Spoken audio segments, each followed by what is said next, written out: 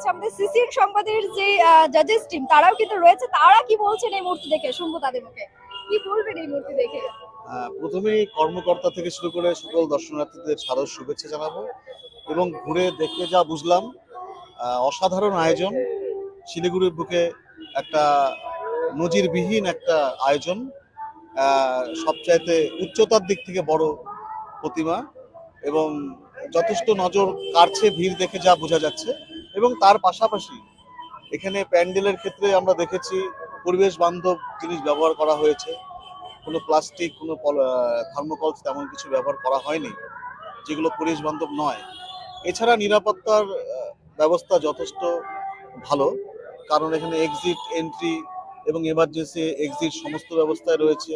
এখানে fire extinguisher থেকে শুরু করে অক্সিজেনের ব্যবস্থা, জলের ব্যবস্থা এবং টয়লেটের ব্যবস্থা সবকিছুই পর্যাপ্ত এবং সুষ্ঠুভাবে করেছে।